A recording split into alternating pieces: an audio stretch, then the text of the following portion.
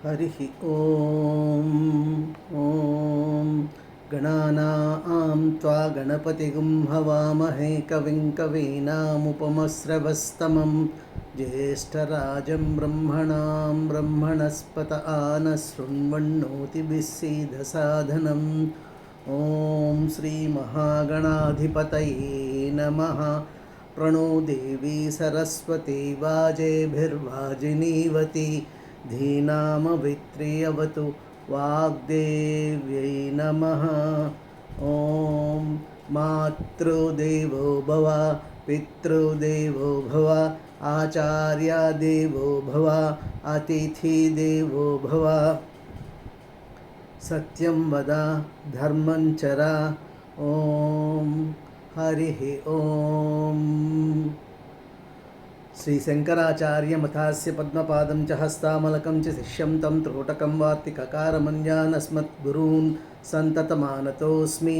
सदाशिवसमारम्भां शङ्कराचार्यमध्यमाम् अस्मदाचार्यपर्यन्तां वन्दे गुरुपरम्पराम्। ॐ नमः श्रीशङ्करभगवत्पादजगद्गुरुवे नमः। ॐ नमो भगवते रामानुजायै नमः। अभ्रमं भङ्गरहितं अजडं विमलं सदानन्दतीर्थम् अतुलं भजे तापत्रयापहं वादिराजगुरून् वन्दे हयग्रीवपदाश्रयान्। वादिराजकेसरिणे नमः। पूज्याय राघवेन्द्राय सत्यधर्मरताय च भजतां कल्पवृक्षाय नमतां कामधेनुवे। हरिः ॐ ओम नमः श्री वेदव्यास भगवाने नमः। डियर फ्रेंड्स,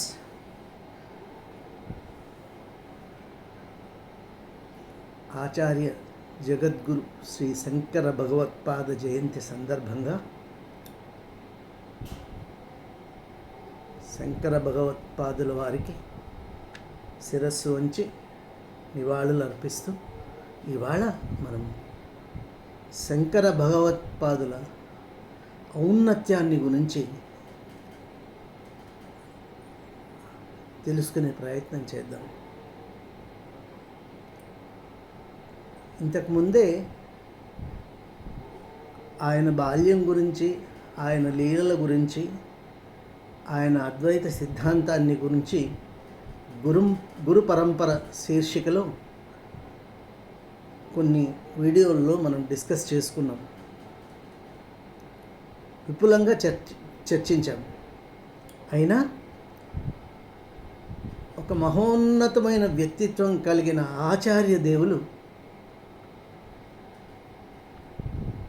త్రిమతాచార్యులు, అంటే శంకర భగవత్పాదులు, రామానుజాచార్యులు అని పూర్ణప్రజ్ఞులు అంటే మధ్వాచార్యులు. వీళ్ళందరిలోనూ అగ్రగణ్యుడు శ్రీ శంకర భగవత్పాదులు. ఎందుకంటే మొట్టమొదటిగా చెప్పుకోవాలంటే ఆయన మాతృభక్తి తత్పరత. ఆయన బాల్యంలోనే సన్యసిస్తారు, కానీ తల్లికి మాటిస్తారు, అమ్మా నువ్వు ఎప్పుడు తలుచుకున్నా నేను వస్తానమ్మా అని చెప్తారు. ఆ తర్వాత he gets busy with his programmes and ఆయన ఎప్పుడు తల్లిని గురించి ఆలోచించరు. ఆయన వేదాధ్యయనము, అద్వైత ప్రచారము, వీటన్నిటిలోనూ అందులో మొత్తం ఆ భరతఖండాన్ని ఎంత నఖశిఖ పర్యంతం పర్యటిస్తారు ఆయన. సో అందువల్ల ఆయన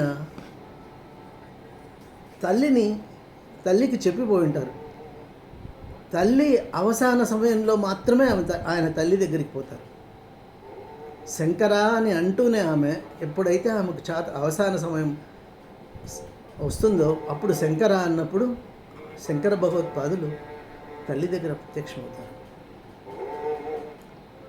అండ్ తల్లి దగ్గర ఉండి అవసాన సమయంలో ఆమెకు సేవ చేసి ఆమెకు ముక్తి లభించేటట్టుగా చేస్తారు, ముక్తి ప్రసాదిస్తారు. ఆ తర్వాత అంత్యక్రియ తల్లి విగత జీవురాలైన తర్వాత ఆమెకు అంత్యక్రియలు చేయడానికి అక్కడ ఊరిలో ఆ ఊరి వారందరూ ఈయన చేయడాన్ని నిరసిస్తారు. ఎందుకంటే ఈయన సన్యాసికి ఇహపర బంధాలు ఏమీ ఉండవు, అన్నీ త్యజిస్తేనే సన్యాసి అవుతారు.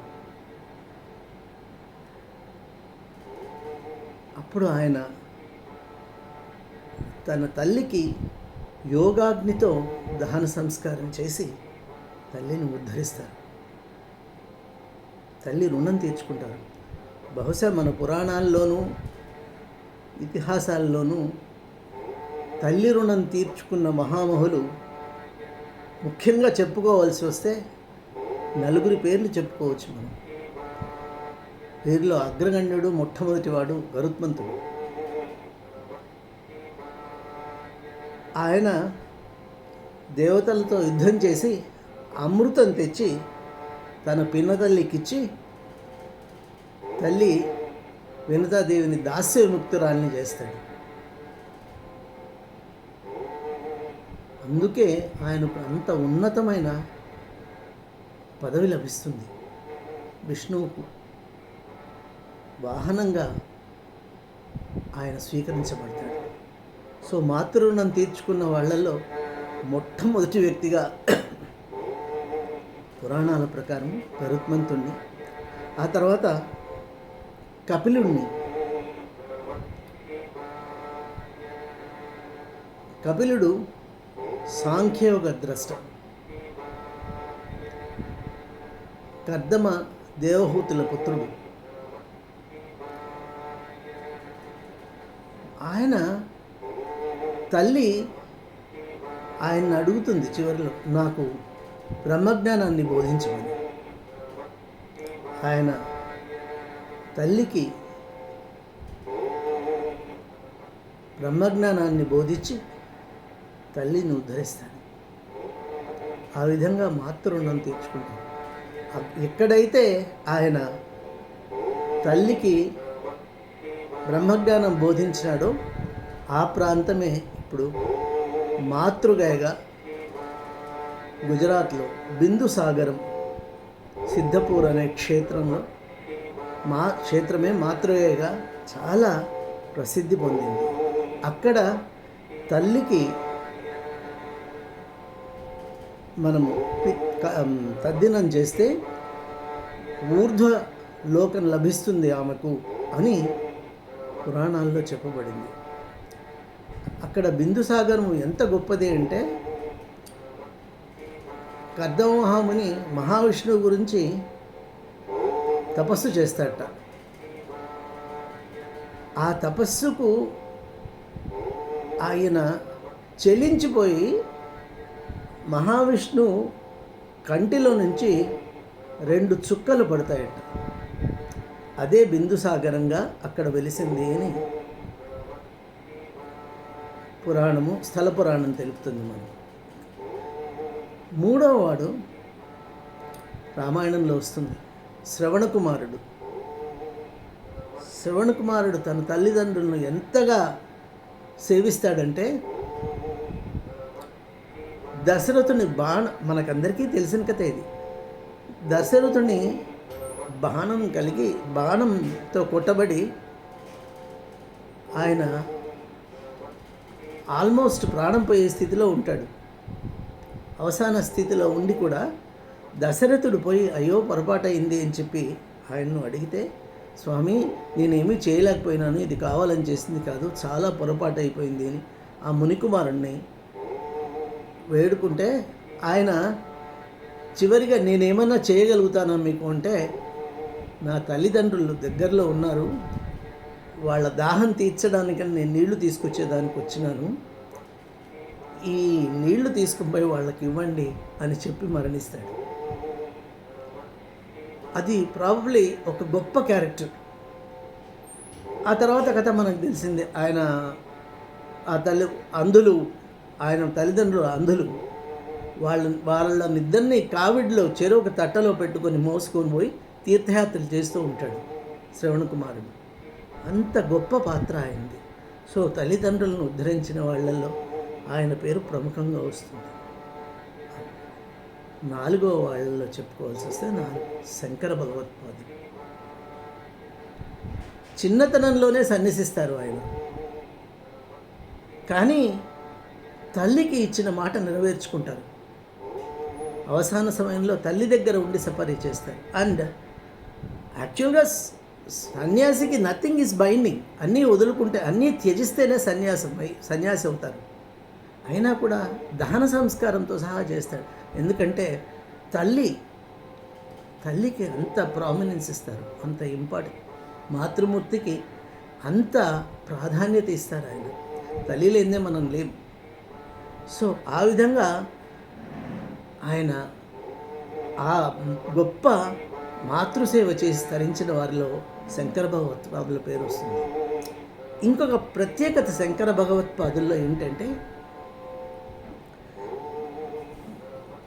అందరికీ ఎవరైనా సరే సన్యాసాశ్రమం స్వీకరిస్తే వాళ్ళ నామధేయం మారుతుంది. పూర్వాశ్రమంలో ఉన్న వాటి దేనితోనూ సంబంధం ఉండకూడదు, పేరుతో సహా.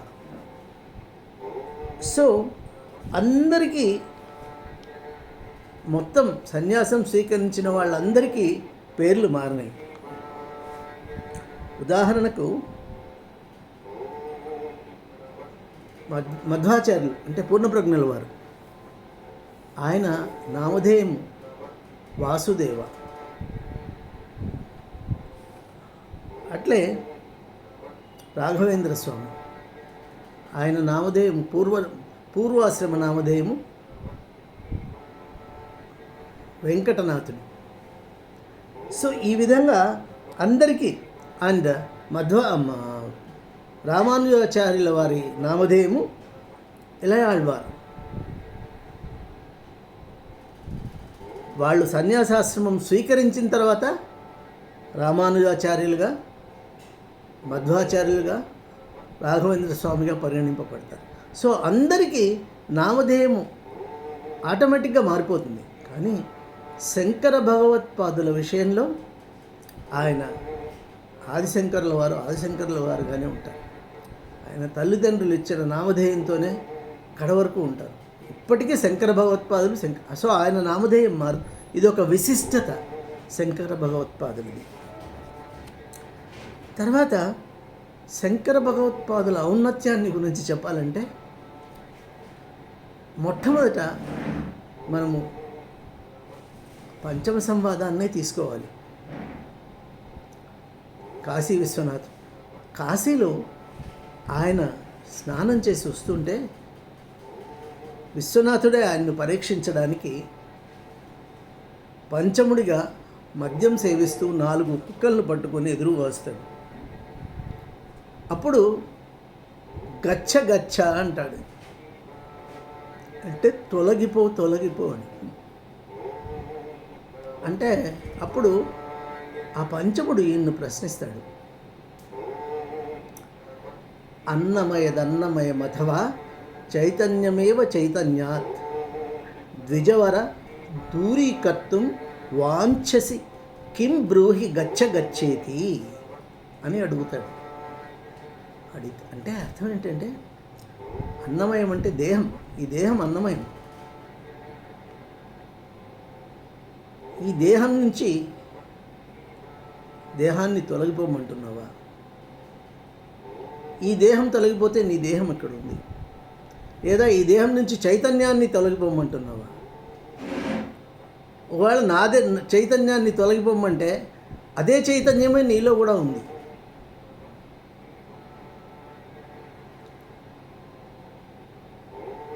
ఆత్మే పరమాత్మ అని చెప్తున్నావు, మరి నన్నెందుకు తొలగు నేను ఐ వాంట్ నో, ఎందుకు నాకు ఓ బ్రాహ్మణ శ్రేష్ఠ తెలుసుకోగోరుతున్నాను, నువ్వు దేని నుంచి దేన్ని పొమ్మంటున్నావు, దయచేసి నాకు తెలుపు. వాంఛసి, I want know, please let me know. కిం బ్రూహి గచ్చ గచ్చితి. You are asking which thing to go away. దేన్ని తొలగిపోమ్మంటున్నావు? గచ్చ గచ్చ అంటున్నావు, దేన్ని తొలగిపోమ్మంటున్నావు అని అడుగుతాడు. శంకర భగవత్పాదుల వారు ఒక నిమిషం స్థాణువు అయిపోతారు. ఆయన ఫిలాసఫీ అద్వైతం, ఆత్మే పరమాత్మ అండ్ ఆత్మే సర్వం కల్విదం బ్రహ్మ. Whatever that exist is ఆత్మస్వరూపం. ప్రపంచమంతా ఆత్మస్వరూపమే. అటువంటిప్పుడు నువ్వు పో అనే దానికి ఏం రైట్ ఉంది నాకు? వెంటనే ఆయన గుర్తుపెడతారు వచ్చినవాడు మహానుభావుడని. వెంటనే ఆ పంచముడికి సాష్టాంగ నమస్కారం చేస్తే ఆ పంచముడి ప్లేస్లో కాశీ విశ్వనాథుల వారు ప్రత్యక్షమవుతారు. అప్పుడే చెప్తారు, జాగ్రత్త స్వప్న సుషుప్తి స్ఫుటతరాయాం సంవిదుజృంభతాం యా బ్రహ్మాది పీలకాంత తనుషప్రోత జగత్సాక్షిణి శైవాహం చ దృశ్యవస్వతి దృఢ ప్రజ్ఞాపి యస్యాస్తి చేత్ చండాలోస్తు సతుద్విజోస్తు గురురిత్యేషా మనీషా మమ అంటారు. ప్రజ్ఞానం బ్రహ్మ అనే దానికి ఈ పదము అర్థాన్ని తెలుపుతుంది. ప్రజ్ఞానం బ్రహ్మ 4 మహావాక్యాల్లో ఒకటి. అంటే ఎవరైతే అవస్థాత్రయాన్ని దాటి, అవస్థాత్రయము అంటే ఎప్పుడూ మేలుకొని ఉండడం. అంటే మనం దైనందిక జీవితంలో మానవుడికి 3 అవస్థలు ఉంటాయి. 3 అవస్థలుగా వ్యవస్థీకరించబడింది మానవ జీవితం. ఒకటి జాగ్రత్త అవస్థ, మేల్కొని ఉండడం. 2 స్వప్నావస్థ, అంటే నిద్రపోతాం. 3వది సుషుప్తి, అంటే గాఢ నిద్ర, where you have no connectivity with the world. ఈ 3ంటిని మించి ఏ అవస్థని ఎవరైతే అనుభవించగలుగుతారో, ఎవరైతే యా బ్రహ్మాది పిపీలకాంత్, అంటే పిపీలకం అంటే సూక్ష్మమైన జీవి, ఆ జీవిలో నుంచి పరమాత్ముడి వరకు, పరబ్రహ్మ వరకు అన్నింటిలోనూ పరమాత్మ దర్శనం ఉన్న ఆత్మ ఒకటే అని గుర్తిస్తారు. అటువంటి వారు చండాలుడైన సద్బ్రాహ్మణుడైన నాకు గురువు, ఇది నా దృఢ నిర్ణయము అని చెప్తారు. అండ్ చండాలోస్తు సతుద్విజోస్తు గురురిత్యేషా మనీషా మమ అని చెప్పగలిగిన సంస్కారం ఒక్క శంకర భగవత్పాదులకు మాత్రమే ఉంది. మిగతా వాళ్ళెవ్వరూ అంత గొప్ప మాట చెప్పరు. గొప్ప మానవతావాది శంకర భగవత్పాదు. ఆయన నిర్గుణోపాసకులు. ఆత్మబోధలో పరబ్రహ్మ గురించి ఆయన నిష్క్రియో నిర్గుణో నిత్యో నిర్వికల్పో నిరంజన నిర్వికారో నిరాకారో నిత్యముక్తస్య నిర్మల అని చెప్తారు. కానీ ఆయన గొప్పతనం ఏంటంటే ఆయన షణ్మత స్థాపకుడు. విగ్రహారాధనను ఎక్కడా ఖండించలేదు. పీఠాలు ఏర్పాటు చేసినారు. అందరినీ 6 మంది దేవతలను ఏర్పాటు చేసినారు. శక్తి, సూర్యుడు, శివుడు, నారాయణుడు, వీళ్ళందరినీ, సుబ్రహ్మణ్య స్వామి, వీళ్ళందరికీ ఆర్చామూర్తులను ఏర్పాటు చేసి పీఠాధిపతులు నియమించినారు. ఆయన టీచింగ్స్ ఎట్లా ఉన్నప్పటికీ ఆయన ప్రబోధించిన అద్వైతము కామన్ మ్యాన్ కోసమే. Bhaja Govindam is an absolute best work. And మానవ జీవితానికి అద్దం పట్టేటువంటి నిజమైన జీవన విధానమే, జీవన ప్రయాణ విధానమే భజగోవిందం. భజగోవిందాన్ని మించిన గొప్ప కృతి ఉండదేమో. ఇంకోటి ఏంటంటే ఆయన అద్వైతాన్ని ప్రబోధించినారు. ఆయన రాకముందే అద్వైతం ఉంది. ఆయన గోవిందపాదుల వారి శిష్యులు. గౌడపాదుల వారి శిష్యులు. అప్పటికే ఆయన ముందే ఈయన గౌడపాదుల వారు అద్వైత పరంగా వ్యాఖ్యానాలు చేస్తూ ఉంటారు. అంటే కానీ ఈయన అద్వైతాన్ని సిద్ధాంతీకరించినారు. అది శంకర భగవత్పాదుల గొప్పతనం. అండ్ ఆచార్యులు అనిపించుకోవడానికి ఆ రోజుల్లో అర్హతలు ఉండేవి. ఈ రోజుల్లో మాదిరి కాదు. ఈ రోజుల్లో ఎవరైనా సరే జగద్గురువులని, విశ్వగురువులని, మహాగురువులని చెప్పుకుంటున్నారు. There are no hard standards. ఆ రోజుల్లో అలా కాదు. ఆచార్యులు అని పిలువబడాలంటే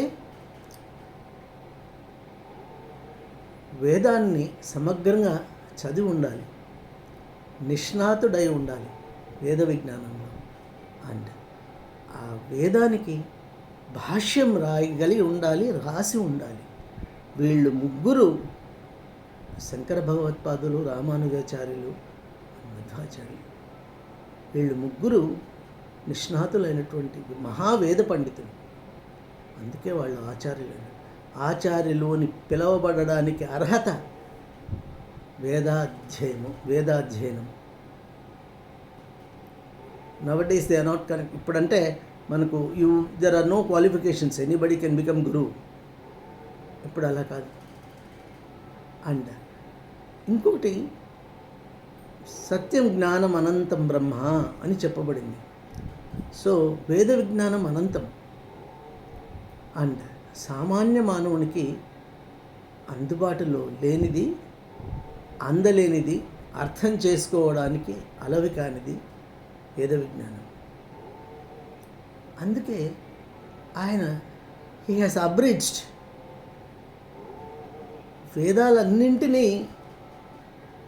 అన్నింటిలోని విషయాలను కూలంకషంగా గమనించి ఆయన తన అద్వైతవాదాన్ని ప్రచారం చేసుకోవడానికి, ప్రజల్లోకి తీసుకెళ్ళడానికి ప్రస్థానత్రయాన్ని ఎంచుకున్నారు.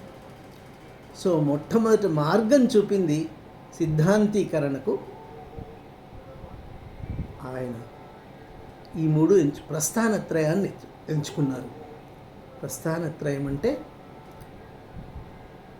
ఉపనిషత్తులు, బ్రహ్మసూత్రాలు, భగవద్గీత. వీటిని ప్రామాణికంగా తీసుకొని ఆయన తన అద్వైత సిద్ధాంతాన్ని పెంపొందించి జనంలోకి తీసుకెళ్ళినారు. అండ్ అక్కడ కూడా ఉపనిషత్తుల్లో కూడా చాలా ఉపనిషత్తులు ఉన్నాయి. యాక్చువల్గా మనకు మొత్తం 4 వేదాలు కలిపి 1134 ఉపనిషత్తులు ఉన్నాయని చెప్తారు. మనకు అందుబాటులో ఉన్నవి 108 మాత్రమే. ఇంకా కొద్దిగా ఈ మధ్య కొంతమంది రీసెర్చ్ మూలాన ఇంకో 3-4 యాడ్ అయినాయి. వాటిల్లో కూడా ఆయన దశోపనిషత్తులను మాత్రమే పరిగణిస్తారు. దశోపనిషత్తులు అంటే ఈశావాస్య, కేన, కట, ముండక, మాండ్యూక, తిత్తిరి, ఐతిరేయ, ఛాందోగ్య, ప్రశ్న, బృహదారణ్యకం. ఈ 10 దశోపనిషత్తులు అంటారు. ఎందుకు వీటిని పరిగణనలోకి తీసుకున్నారు ఆయన అంటే, ఈ 10 ఉపనిషత్తుల్లోనూ the main subject is Brahma Jignasa. So పరబ్రహ్మ అన్వేషణ, బ్రహ్మ జిజ్ఞాస ముఖ్యంగా ఈ దశోపనిషత్తుల్లో ఉంది. అంటే ఆయన శ్వేతాశ్వతర ఉపనిషత్తు కూడా తీసుకున్నారు. అది తీసుకుంటే ఏకాదశోపనిషత్తులు అంటారు. కానీ దశోపనిషత్తులే పరిగణలోకి తీసుకున్నారు. తర్వాత భగవద్గీత మహోన్నతమైన గ్రంథం. ఎందుకంటే భగవంతుడి చేత ప్రవచింపబడి నరుడంటే అర్జునుడు కార్యోన్ముఖుని గావించడానికి చేసిన అతి గొప్ప కావ్యం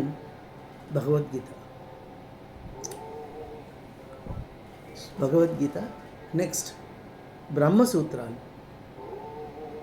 దీన్నే ఉత్తరమీమాంస అని కూడా బాదరాయణ వ్యాసుల వారు.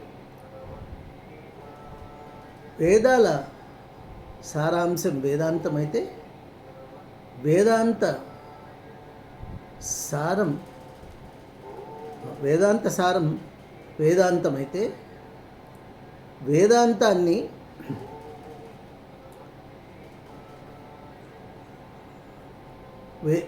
వేదాంత సారం వేదసారం వేదాంతమైతే వేదాంత సారం బ్రహ్మసూత్రం. ఈ బ్రహ్మసూత్రాలను బాదరాయణ వ్యాసుల వారు వేదాల నుంచి పరిగ్రహించి సూత్ర భాష్యంలో తెలుపుతారు. అంటే దర్శన సాహిత్యంలో వస్తుంది ఇది. మీమాంస దర్శన సాహిత్యంలో పూర్వమీమాంసకు ద్రష్ట జైమిన్యాచార్యులు, ఉత్తరమీమాంసకు ద్రష్ట బాదరాయణ వ్యాసులు. ఉత్తరమీమాంసనే బ్రహ్మసూత్రాలు అని అంటారు. సో త్రయము అంటే 3 ఉపనిషత్తులు ఒకటి, రెండవది బ్రహ్మసూత్రాలు, మూడవది భగవద్గీత. ఈ మూడింటినే ఆయన తీసుకున్నారు. ఆయన సిద్ధాంతీకరించడానికి, అద్వైతాన్ని జనంలోకి తీసుకెళ్ళడానికి. ఆ తర్వాత రామానుజాచార్యులు, మధ్వాచార్యులు కూడా వీటినే పరిగణించినారు, వీటినే ప్రామాణికంగా తీసుకొని వారి అద్వైతంతో విభేదించి రామానుజాచార్యులు వారు విశిష్టాద్వైతాన్ని, మధ్వాచార్యుల వారు ఈ రెండింటితో విభేదించి ద్వైతాన్ని డెవలప్ చేసినారు, జనంలోకి తీసుకుపోయినారు. అండ్ మూడింటికి 3 సిద్ధాంతాలు గొప్పవి. అన్నింటికి గొప్ప అనుయాయులు ఉన్నారు. ప్రపంచమంతా వ్యాపించి ఉన్న సిద్ధాంతాలు 3. కానీ వాట్ ఈస్ అన్ఫార్చునేట్ థింగ్స్, మిగతా వాళ్ళిద్దరూ రామానుజాచార్యులు కానీ మధ్వాచార్యులు కానీ విభేదించినారు, సిద్ధాంతం విమర్శించినారు. అంతేకాని ఎక్కడ they have not abused. Shankara భగవత్పాదుల గురించి వాళ్ళు ఎక్కడ ఏమీ మాట్లాడలేదు. వాళ్ళు విభేదించి వాళ్ళ సిద్ధాంతాన్ని వాళ్ళు డెవలప్ చేసుకున్నారు. ఎవరెవరి పద్ధతిలో ఎవరెవరి ఇంటర్ప్రిటేషన్స్ వాళ్ళు ఇచ్చుకున్నారు. ఓకే, ఇప్పుడు శంకర భగవత్పాదుల గురించి మాట్లాడుతున్నాం మనం. ఆయన ఔన్నత్యాన్ని గురించి తెలుసుకునే ప్రయత్నం చేస్తున్నాం. ఆయన ఎంత గొప్పవారంటే అనుకున్నట్టు మొత్తం యావత్ భారతఖండము ఆయన నఖశిఖ అంటే నఖము అంటే గోరు, కాలిగోరు, శిఖము అంటే తల మీద ఉండేదంట. అంటే కింద నుంచి పైదాకా మొత్తం భారతావనంతా ఆయన ప్రయాణం చేసినారు, తన సిద్ధాంతాన్ని వ్యాపింపచేసినారు. అండ్ ఆయన దగ్గర 100 శతగ్రంథకర్తలు ఉంటారు వీళ్ళు ముగ్గురు. అండ్ ఆయన రాసిన సౌందర్య లహరి, అన్నపూర్ణాష్టకము అండ్ శివానంద లహరి అన్నీ కంప్లీట్గా అందరూ ఫాలో అవుతారు. ఈవెన్ విశిష్టాద్వైతులు, ద్వైతులు కూడా ఇవి ఫాలో అవుతారు. and all his works are universally accepted. And Bhagavad Gita మీద ఆయన రాసిన కామెంటరీ ఎంత వండర్ఫుల్గా ఉంటుందంటే అది చదివితే అంటే he wanted to establish Bhagavad Gita అని వచ్చేటప్పటికి ఎప్పుడైతే వస్తుందో మనకు అక్కడ ద్వైతమే కనిపిస్తుంది. అంటే విశిష్టాద్వైతానికి ద్వైతానికి పెద్ద తేడా లేదు, కానీ అంటే ద్వైతం అంటే అబ్సల్యూట్ ఈసా దాస, సో అబ్సల్యూట్ శరణాగతి. ఎందుకంటే కృష్ణ పరమాత్ముణ్ణి తన అహంకారం మమకారం వదిలేసి ఏమీ చేతగాని స్థితిలో, యుద్ధం చేయలేని పరిస్థితిలో గాంధీవం చేతి నుంచి జారిపోయి ఒక రకమైన మానసిక బలహీనతకు గురై యుద్ధం చేయలేని పరిస్థితిలో తనను తాను సమర్పించుకొని స్వామి అన్యథా శరణం నాస్తి అంటాడు. నువ్వు తప్ప నన్ను ఎవ్వరూ గైడ్ చేయలేరు అంటే అప్పుడు కార్యం విముఖుడు అవుతాడు. నాకు ఈ యుద్ధం వద్దు అంటాడు. నకాంక్షే విజయం కృష్ణ నచ రాజ్యం సుఖాంచ కిన్నో రాజ్యేన గోవింద కిం భోగైర్ జీవితేనవా అంటాడు అర్జునుడు. అటువంటి అర్జునుడిని తీసుకొచ్చి ఆయనకు ఉపదేశం చేసి ఆయన్ను అన్ని విధాలుగా ప్రిపేర్ చేసి ఆయనతో యుద్ధం చేసి ఆయన ద్వారా ధర్మ పరిరక్షణ గావించేదానికి చేయబడ్డ ఉద్దేశించబడ్డ మహోన్నతమైన కావ్యమే భగవద్గీత.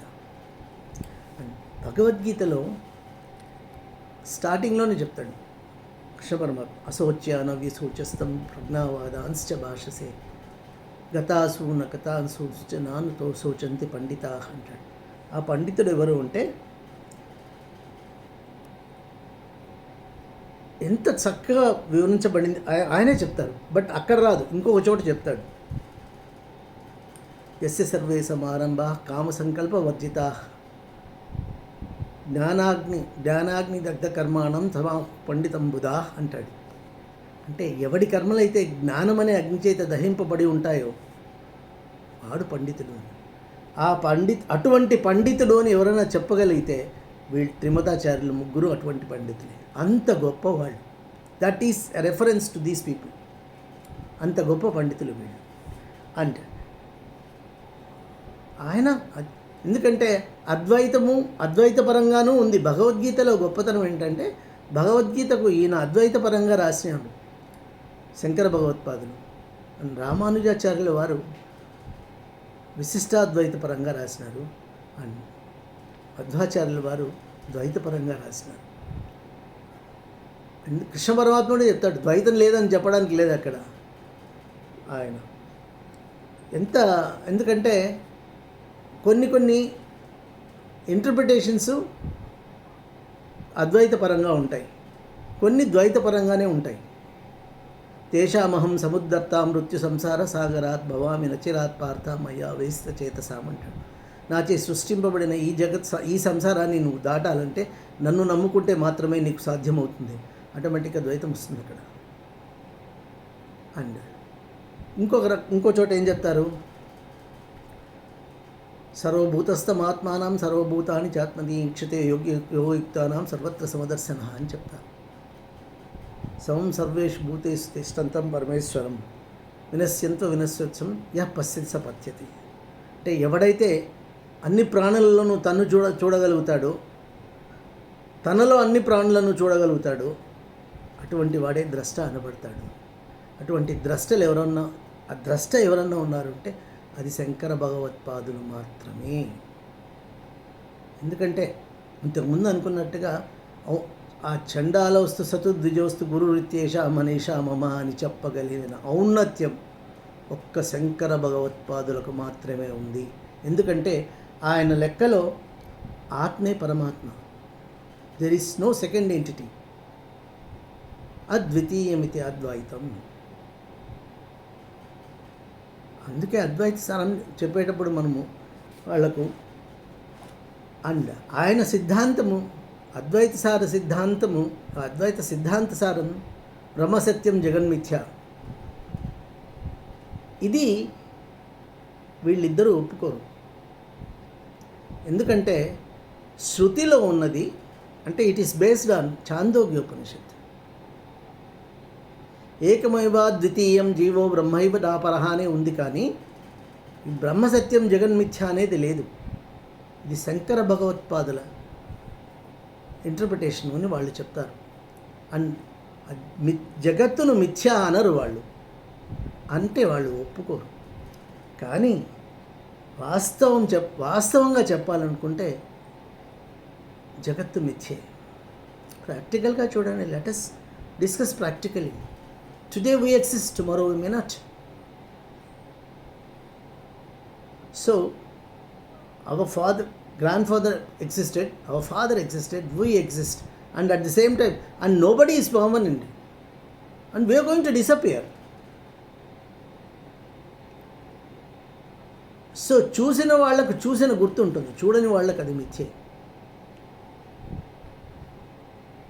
ఇంకొకటి ఏమంటే అది నిజంగా కూడా ఇన్ఎవిటబుల్, దాన్ని వీళ్ళు ఒప్పుకోరు. ఎందుకంటే మనం ఉన్నాం, our existence is there. So ఉన్నదాన్ని మిథ్యా అని ఎట్లా అంటాము అని వీళ్ళు దాంతో ఏకీభవించరు. ఇది శృతివాక్యం కాదు అంటారు. అండ్ జీవో బ్రహ్మైవ నాపరహ అంటే జీవుడు బ్రహ్మము వేరు కాదు అని. అంటే జీవాత్మ పరమాత్మ రెండు ఒకటి. జీవాత్మ అనేది రాదు, అది విశిష్టాద్వైతంలోనే వస్తుంది. ఆత్మ పరమాత్మ రెండు ఒకటే ఆయన లెక్కలో. So there is no second entity, there only one thing that exists, ఆత్మే పరమాత్మ. సో అన్ని సిద్ధాంతాలు దైవత్వాన్ని ఆపాదిస్తాయే తప్ప మానవత్వానికి దైవత్వం ఆపాదించే సిద్ధాంతం ఏదీ లేదు ప్రపంచంలో. Throughout the universe there is no religion that gives so much of importance to humanity, and it is only Advaita సిద్ధాంత. శంకర భగవత్పాదుల వారి అద్వైత సిద్ధాంతం మాత్రమే మానవత్వానికి దైవత్వాన్ని ఆపాదిస్తుంది. అంటే ఆపాదించడం వలన మానవుడు దేవుడు అయిపోడు.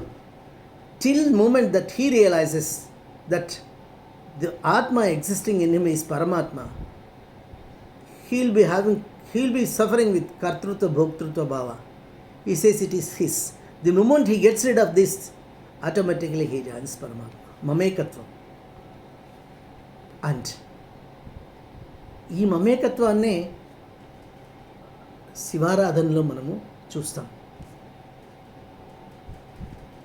రుద్రార్చన చేయాలంటే మొట్టమొదట మనం ఏం చేయాలి? మహాన్యాస ప్రయోగం చేయాలి. మహాన్యాస ప్రయోగం చేసి మనము ఆ రుద్రుణ్ణి నా రుద్రో రుద్రమర్చయేత్ అంటుంది. అండ్ దేహో దేవాలయ ప్రోక్తో జీవో దేవ సనాతన త్యజేత జ్ఞాన నిర్మాల్యం సోహం భావేన పూజయేత్. సో ఈ అద్వైతము, విశిష్టాద్వైతము, ద్వైతము అనేవి ముందే ఉన్నాయి. వీళ్ళు వాటిని సిద్ధాంతీకరించినారు. శంకర భగవత్పాదుల వారి అద్వైతము కొంతవరకు రుద్రార్చన విధంగా ఉంటుంది, అంటే శివార్చన విషయంగా ఉంటుంది. దీంతో ఎందుకంటే because it is only one entity,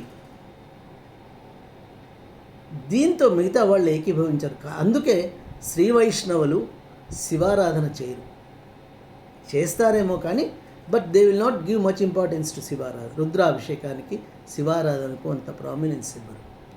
and శైవులు అంటే అద్వైతులు ఆ విధంగా వైష్ణవారాధన కొంత చేస్తారు, కానీ the supremacy of lord Shiva only they accept. And మధ్వులు రెండూ చేస్తారు, శివారాధన చేస్తారు, రుద్రాభిషేకాలు చేస్తారు, శివుణ్ణి ఆరాధిస్తారు, విష్ణువును ఆరాధిస్తారు. కానీ they consider lord Vishnu as supreme. కానీ ఎందుకంటే ఇప్పటికీ ఉడిపిలో ముందుగా కృష్ణ దర్శనానికి ముందు పీఠాధిపతులందరూ అనంతేశ్వరుణ్ణి, చంద్రమౌళీశ్వరుణ్ణి దర్శనం తర్వాతనే కృష్ణ దర్శనం చేసుకుంటారు. Okay, this is a different subject, we are getting diverted I suppose, but let us discuss regarding Shankara భగవత్పాదులు. ఆయన ఔన్నత్యాన్ని గురించి మాట్లాడుతున్నాం. ఆయన he has abridged the entire Vedic philosophy. అంటే 4 వేదాలను చదవడం కష్టము, సామాన్య మానవునికి it is an impossible task. So ఆయన he try to explain the philosophy by taking 4 sentences from each Veda. అవే ప్రజ్ఞానం బ్రహ్మ, తత్వమసి అండ్ ఒక్కొక్క వేదం నుంచి ఒక్కొక్క వాక్యాన్ని తీసుకుంటారు. ఆ వాక్యం ద్వారా ఆ వాక్యం ద్వారా ఆయన ఫిలాసఫీని ఎక్స్ప్లెయిన్ చేస్తారు. అహం బ్రహ్మాస్మి, అహం బ్రహ్మాస్, తర్వాత అయం ఆత్మ బ్రహ్మ. ఈ నాలుగింటిని 4 మహావేదాలు ఉంటారు. ప్రజ్ఞానం బ్రహ్మ, అయం ఆత్మ బ్రహ్మ, తత్వమసి, అహం బ్రహ్మాస్మి. ఈ నాలుగింటిని 4 వేదాల నుంచి తీసుకొని ఈ నాలుగింటి ద్వారా ఆయన ఈ సనాతన ధర్మాన్ని డెవలప్ చేసే ప్రయత్నం చేస్తారు. వేదమంతా చదవాలంటే ఇట్ ఈస్ నాట్ పాసిబుల్. సత్యం జ్ఞానం అనంతం బ్రహ్మ అని చెప్పబడింది అందుకే. అండ్ అట్లే మొత్తం 555 బ్రహ్మసూత్రాలు ఉన్నప్పటికీ దానిలో అన్నీ డిస్కస్ చేస్తారు. ఈయన బ్రహ్మసూత్ర భాష్యం రాస్తారు. కానీ మొట్టమొదటి 4 మాత్రమే పరిగణనలోకి తీసుకుంటారు. ఆ 4 ఆయన అంటే he tries to abridge and make it available for the next generation. అంతా చదవాలంటే కష్టం కాబట్టి దాన్ని లిమిట్ చేసి he has presented and which in a manner that is available for the entire generations, future generations. అథాతో బ్రహ్మ జిజ్ఞాస, ఆ 4 బ్రహ్మసూత్రాలు. అథాతో బ్రహ్మ జిజ్ఞాస మొట్టమొదటిది. తర్వాత రెండవది వచ్చి మొత్తం 4 తీసుకుంటారు. అథాతో బ్రహ్మ జిజ్ఞాస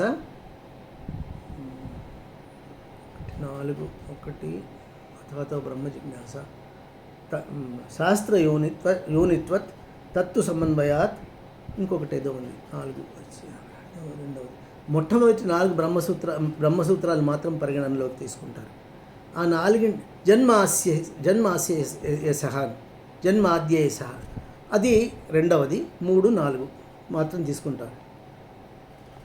ఈ 4 ఎక్స్ప్లెయిన్ చేస్తారు. అంటే వీటి ద్వారా సనాతన ధర్మాన్ని ఎక్స్ప్లెయిన్ చేసి తన వాదాన్ని, అద్వైత సిద్ధాంతాన్ని జనంలోకి తీసుకుపోతారు. అండ్ ఆయన వచ్చేటప్పటికి by the time he has come, సనాతన ధర్మం సంకట పరిస్థితిలో ఉండింది. ఒక పక్క ఈ బౌద్ధము, చార్వాకము, జైనము ఉచ్చ స్థాయిలో ఉన్నాయి. సో వాటన్నింటినీ ఖండించి, అంటే అప్పటికి కొన్ని దర్శనాలు ఉన్నాయి, ఆస్తిక దర్శనాలు ఉన్నాయి. ఆస్తిక దర్శనాలతో కూడా విభేదించి అద్వైత తత్వం, అంటే ఈ దర్శన సాహిత్యం అంతా సూత్రప్రాయంగా ఉంది. అదంతా సూత్ర భాష్యంగా ఉంది. అండ్ అర్థం చేసుకోవడం కొంతవరకు కష్టం. అందుకని ఆయన దానిలో కూడా తీసుకున్నారు. దానిలోదే యాక్చువల్గా ఈ బ్రహ్మసూత్రాలు తీసుకున్నది. ఆయన తీసుకొని విభేదించి, అంటే సాంఖ్యము, షడ్దర్శనాలు ఉంటాం. ఈ షడ్దర్శనాలు ఏవి అంటే ముందు ఈ మనకు సంబంధించిన ఈ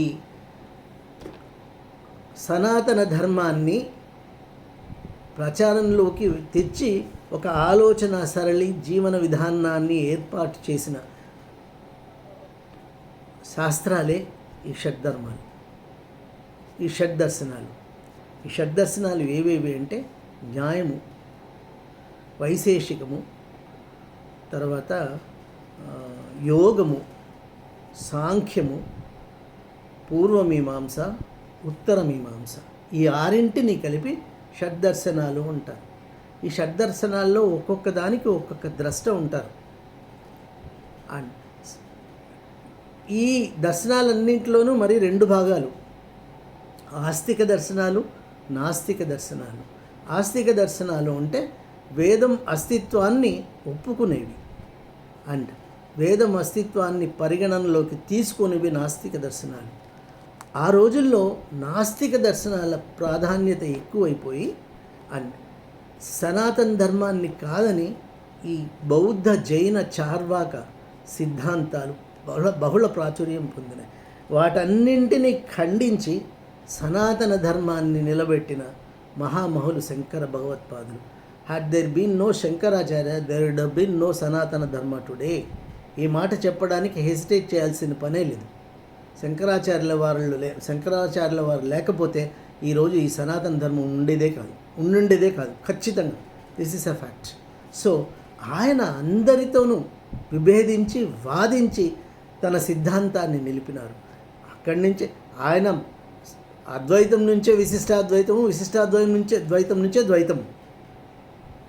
సో ముందే ఉన్నప్పటికీ ఈ సిద్ధాంత ఈ కాన్సెప్ట్స్ వార్ దేర్. ఎందుకంటే విశిష్టాద్వైతం కూడా రామానుజాచార్యులు సిద్ధాంతీకరించినారు. ఎందుకంటే ఆళ్వార్లు ఉన్నారు అంతకుముందు. ఆళ్వార్లు రామానుజాచార్యుల కంటే ముందు తరం వాళ్ళదంతా విశిష్టాద్వైతమే. కులశేఖర ఆళ్వారు, గోదాదేవి, వీళ్ళందరూ 12 మంది ఆళ్వార్లు, వాళ్ళంతా విశిష్టాద్వైతులే. కానీ ఈయన సిద్ధాంతీకరించినారు.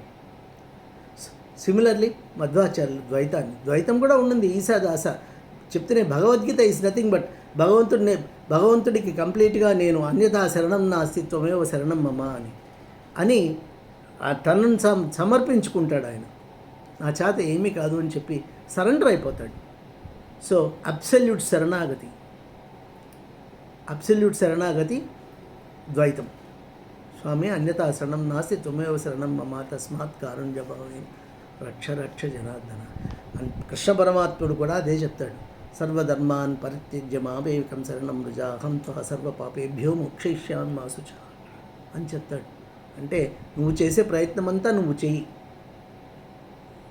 చేసి ఆ తర్వాత ఎప్పుడైతే నీ చేత కాదో అప్పుడు నన్ను తలుచుకో, నేనున్నాను, I will take care of it అని చెప్తాడు. సో అక్కడ ద్వైతం ఉంది.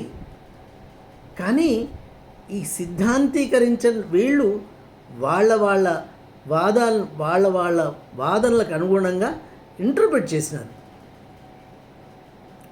చేసి ఈ 3 గ్రంథాలను తీసుకొని ప్రస్థానత్రయాన్ని తీసుకొని వాళ్ళ వాదానికి అనుకూలంగా వాళ్ళ వాదనలు వినిపించినారు, వాళ్ళ ఇంటర్ప్రిటేషన్స్ ఇచ్చినారు. సో దిస్ ఫ్లెక్సిబిలిటీ, సనాతన ధర్మంలో గొప్పదనం ఇదే, flexibility. And we cannot say and all the 3 are great. 3 గొప్పవే. వీ కెనాట్ సే, దేన్ని మనం తప్పు పట్టలేము, దేన్ని చేయబట్టి చూపలేము. 3 గొప్పవే. అనవసరంగా ఇప్పుడు they are making it controversial. వీటన్నిటిలోనూ మహోన్నతమైనది అద్వైతం అసామాన్యమైనది. అద్వైతానికి తిరుగులేదు. విశిష్ట అద్వైతము చాలా గొప్పది. అండ్ ద్వైతానికి ప్రత్యామ్నాయం లేదు. ఎందుకంటే అన్యథా శరణం నాస్తి, మన చేతుల్లో ఏమీ లేదు, భగవంతుడికి సరెండర్ అవ్వడం తప్ప. కానీ వీటన్నిటికంటే అత్యున్నతమైనది అద్వైతం.